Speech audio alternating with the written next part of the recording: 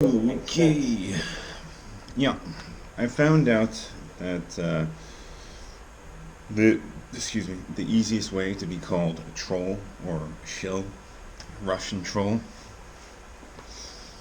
on the internet is to objectively report on human rights and not be from Human Rights Watch or accredited NGO. You can cite these organizations, um, but it won't really matter.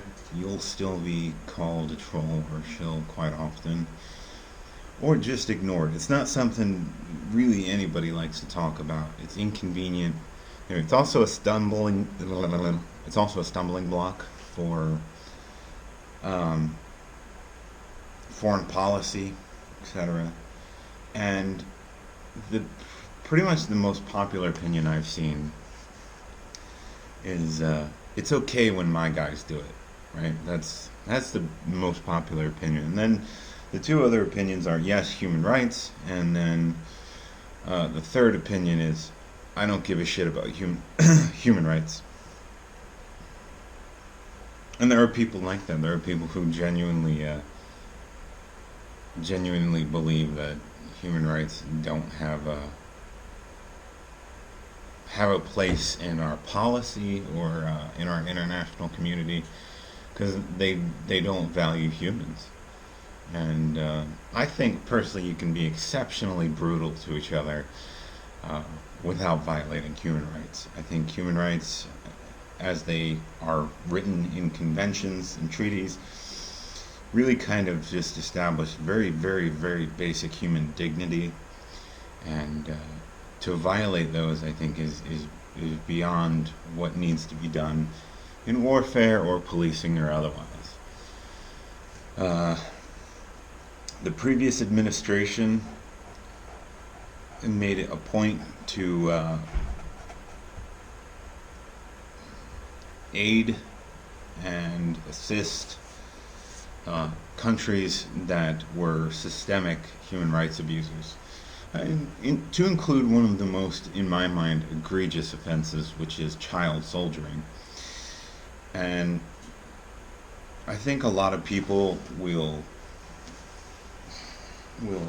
if you talk to them about child soldiering, I think a lot of people will think about a child soldier from Africa, specifically Sierra Leone or Liberia.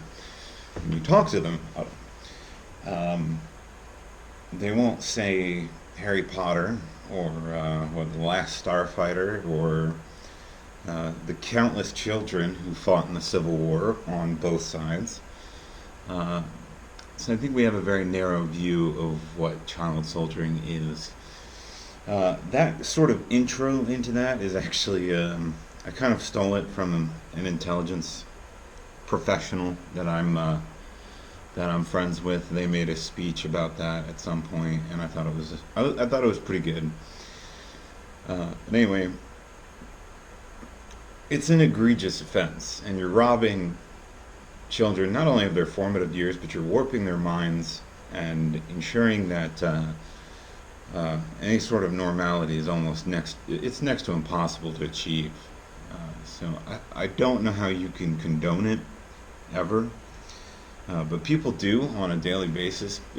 Entire countries do on a daily basis. Um, as someone who I found myself in a combat zone as a teenager. Even as old as I was not prepared for what I faced. And the experiences were something I would later struggle with for years. And that's being an adult in this country, just being a young adult. And I can't imagine experiencing it as an 8-year-old or a 13-year-old and being even more young and more naive and less knowledgeable about the world than I was when I was 18, 19. So, yeah, so the previous administration flouted the CSPA, which is a Child Soldier Protection Act. And to put that in layman's terms, basically is just one of the things it does is make it hard, and I want to say hard, not illegal, because executive privilege, you can literally just waiver it away, and that's what the Obama admin did. They would consistently waiver countries that were horrible human rights abusers, so that we could fund them, trade with them, train with them, and ensure that their mechanisms for devouring children and chewing them up and spitting out irrecognizable husks of human beings would continue to operate. Uh, as one of the Obama administration's lesser known scandals, I guess. But I'd say that because no one gives a shit about child soldiers. No one, like I said, most people don't seem to give a shit about human rights. Again, it's okay when we do it, right? So, um, anyway, fast forward to the new administration, and you'll find that the new administration is roughly doing the same thing. Reuters wrote an article about it in November that details the Department of State uh, expressing concern over Rex Tillerson's usage of his authority to continue to aid Iraq, Myanmar, and Afghanistan, despite their proclivity for human rights violations. And this is something that we've known forever, and we've been not just tracking, but it's been not necessarily a part of our plan, but we have been training and setting up militias in either Iraq or Afghanistan. We knew full well who they were recruiting. Um, so this is not a new issue. And I wanted to highlight the previous administration's sins against the CSPA, because again, it's not a new issue. Uh, CSPA simply being a stumbling block for our executive branch is that's how it's always been. So to say Rex Tillerson is doing something unique or is especially evil is not true. It's what everybody does. Uh, I don't think it makes it any less egregious and or reprehensible. But to me, it shows when you see both parties, both Democrat and Republican Party candidates or people, officials, doing the same shit, and usually the stuff that gains bipartisan support is usually pretty evil. I think it speaks for itself, though. Anyway, the article says confidential State Department channel for dissent received a memo signed by a bunch of diplomats saying that Rex Tillerson violated the CSPA by excluding Iraq, Myanmar, and Afghanistan from a U.S. list of offenders in the use of child soldiers. Uh, yeah, the department publicly acknowledged that they recruit and use child soldiers. Um, and they don't pull any punches. They say it very plainly. Iraq and Afghanistan are close allies in the fight against Islamic militants, while Myanmar is an emerging ally to offset China's influence in Southeast Asia. To offset China's influence, we're going to condemn children to murder and rape people and get murdered and raped uh, to offset Chinese influence. A very nebulous thing. Well, we need a geopolitical check, in Asia against China. So we're going to commit atrocities to do so. Um, if that doesn't disturb you, I don't know what would. And while you can say that we're fighting Islamists in Iraq and Afghanistan, which we are, but the issues of Iraq and Afghanistan carry their own geopolitical weight as well, as anyone with half a brain would know. We're doing our best to keep Iran from completely taking over the country, but judging by Iraqi special operations equipment, which is largely Iranian now, I'd say they're doing a poor job at keeping Iran out. And I think we made our bed with that issue by getting largely in bed with Sunnis, but that was our choice. Now, yeah, it says Government armed forces, government-supported armed groups, and obviously armed groups use children in combat and support roles. It's another misconception people have a lot. Is child soldiers uh, are only soldiers, right? They a lot of times they don't think child soldiering includes being a cook, being a water runner, being a typewriter. If you're serving in any capacity in armed force, you're a child soldier, right? Of course, if you're below eight, what is it? It's something ridiculous. Like if you're below 18 for any militia or terrorist group, but if you're below like 14, if you're from a government or government-backed group, hilariously enough, the standards for child soldiering are much lower if you're part of the government, and I feel like you can guess why that is.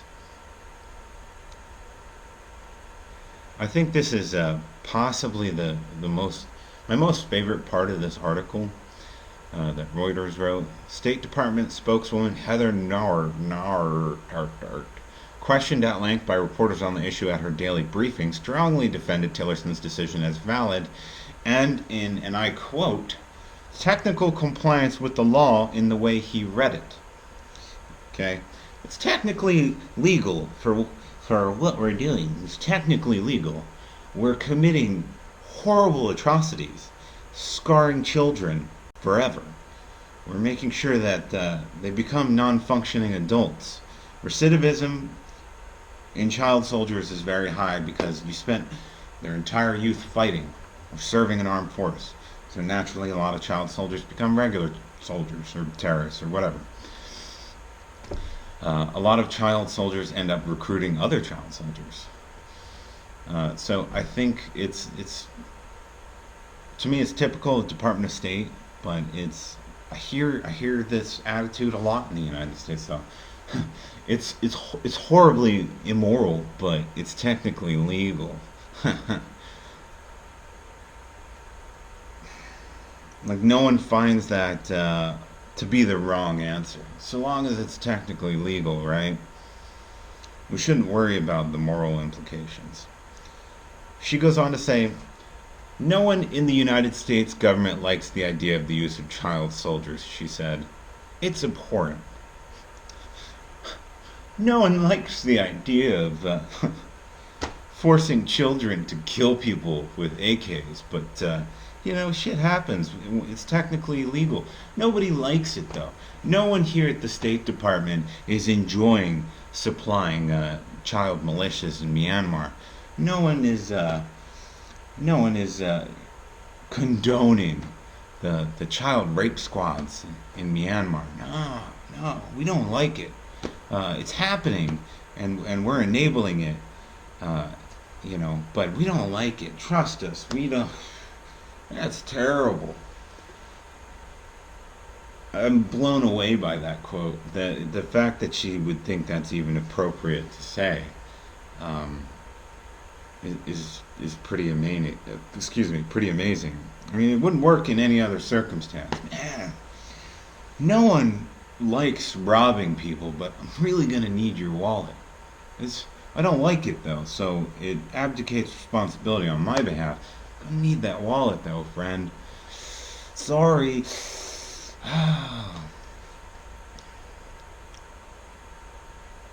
And again, because he knows he's wrong. He knows he's a fucking douchebag. This oil tycoon, fuckface. Tillerson sidestepped any direct response to the dissenting official's complaint when asked by journalists. Reuters reported in June that Tillerson had disregarded internal recommendations on Iraq, Myanmar, and Afghanistan. Now, a little back. I'll read this, a little blurb here about the background on CSPA. The Child Soldiers Law passed in 2008 states that the U.S. government must be satisfied that no children under the age of 18 are recruited, conscripted, or otherwise compelled to serve as child soldiers. For a country to be removed from the list, the statute extends specifically to government militaries and government-supported armed groups like militias. The list currently includes the Democratic Republic of Congo, Nigeria, Somalia, South Sudan, Mali, Sudan, Syria, and Yemen. It's funny because if you're aware of contemporary military operations or training missions that are ongoing, we're training and cooperating with more than a few of those countries, right? And you could say, well, if we don't deal with the villains at all, we wouldn't have anyone else to deal with. You know, we if we, if we constantly compromise, we'll have a kingdom of compromise. Um, and obviously, that's not going to lead anywhere good. That's not going to lead to a place where you'll want to live. Uh, we need to have a kingdom of conscience, right? We need to rule with morality, but that's not the case. We have a foreign policy and a government built upon kleptocracy and corruption. Okay. In a written response to the dissent memo on September 1st, Tillerson advisor Brian Hook acknowledged that the three countries did, in fact, use child soldiers. Oftentimes, this is indistinguishable from child slavery. Oftentimes, they're not paid. And oftentimes, they are gang pressed into this service. And there's little evidence to support that it's voluntary because, oh shit, children can't actually consent. So, yeah, I mean, it's fucking child slavery. Making little or no effort to correct. Let me back up. Tillerson advisor Brian Hook acknowledged that the three countries did use child soldiers.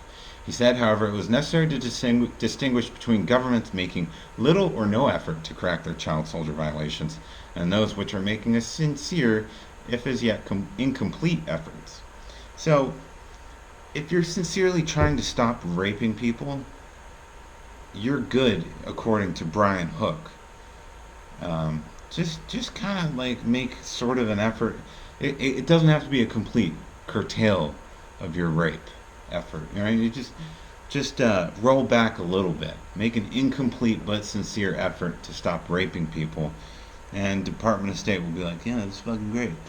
Um, and this is how we rationalize things. You know, I mean, we're talking about children, using them as weapons, and then discarding them later. When you think they're gonna get rehab for their post-traumatic stress, when you think they're gonna get benefits in Myanmar, you think they're gonna get disability when a landmine takes off their entire thigh. You think that? You think they're gonna be promoted and fast-tracked to NCO? Uh, gonna earn retirement? No, it's a disposable weapon, and all it costs is a child's life. God, the Canadian guy, General Dallaire, yeah, General Dallaire from Canada. I think he's the one who coined the term that it's an inexhaustible and disposable weapon, child soldiers. And it's pretty accurate because no user of child soldiers, no recruiter of child soldiers sees them as people. They are tools and weapons to be used ruthlessly and expended. So don't ever get this twisted. There is never a situation or a circumstance where child soldiering is moral or ethical. It should never be ethical. The Kurdish people, for example, use child soldiers, and they can suck my fucking dick. Fuck them. I think when that came to light, we should have pulled all support. You know, they don't deserve to exist if they're going to build their nation off of war crimes. Full stop. That's my opinion on that. If you need to build your nation off of war crimes, you don't deserve to exist. Accept oblivion. Accept it. Because it's more honorable to do that than to live on a fucking bunch of small corpses. So.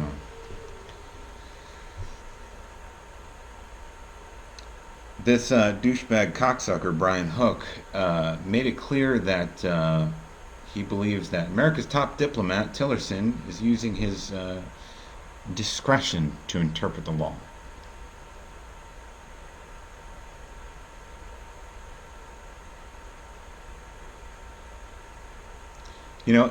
Reuters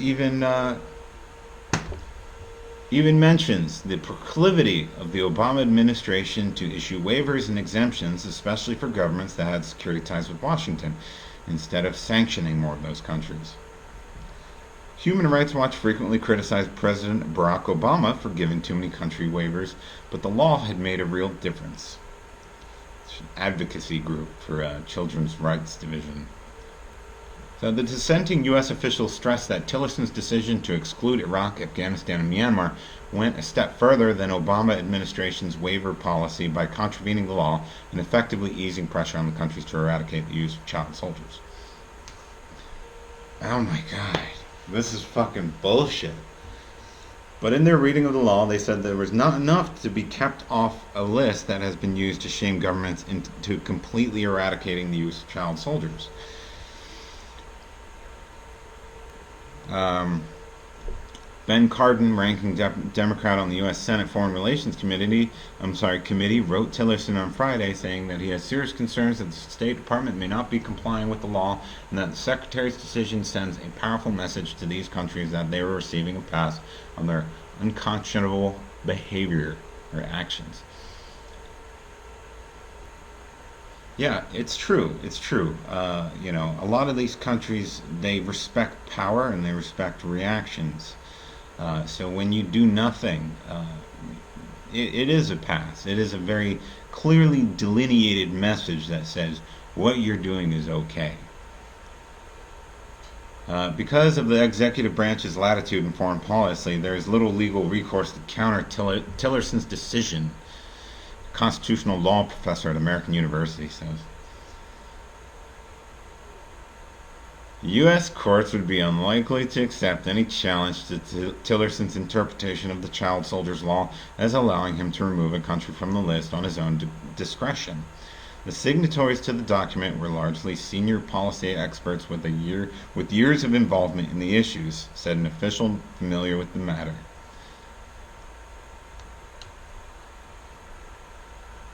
So anyway, it goes on to say that, regardless of what's being reported, there's UN-backed and High Committee for Human Rights-backed information that says Iraq, Myanmar, Afghanistan continue to use child soldiers. That's the way it is. But we don't respect it enough as an institution to make any sort of decisive rollback of this disgusting abuse of executive privilege. Executive privilege in the context of Tillerson's head at DOS. So, yeah. Long story short, this country, while espousing to be a bastion of freedom and democracy, we directly enable some of the worst shadows on humanity to continue to operate. And while we continue to use responsibility to protect as a sort of casus belli where we want to, we simultaneously aid, fund, and train people to destroy the lives of children and innocent people around the world. This should concern everyone, because this sort of sociopathic behavior does not stop at foreign policy. And unchecked by the public, unchecked by the people and our old fuck corrupt officials, it will continue to grow like a cancer, because it will continue to be an accepted behavior. So it is imperative that we eventually check this behavior, or we accept that all of our children are capable and legally capable of becoming weapons to be used in our little wars that we fight, and that human rights are no longer something concrete, and torture is okay, and it's a dark path to go down. And that's why, to me, there should be a zero tolerance policy on committing atrocities. We said never again after the Holocaust. We executed a shitload of people at Nuremberg for using a variety and varying level of evidence.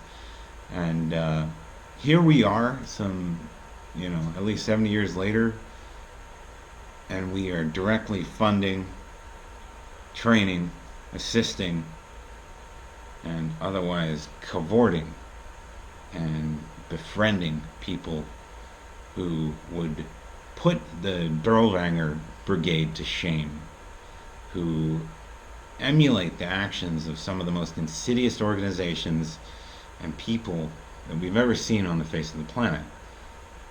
And, this child slavery is just a facet. If you have child slavery, I guarantee you have torture, you have extrajudicial killing, you have disappearances. You're not going to stop at conscripting young children. And so what you see is the tip of the iceberg. Like I said, it's going to spread. So you have either two things: get involved and check this behavior, or accept that in the future human rights will largely not exist, and your price, your value as a human will go down, and things that can be done to you will continue to become more perverse and more sadistic. So that's a very dark article, but I'm pretty passionate about human rights, so I hope it was entertaining. But if you didn't like it, please call me a Russian shill.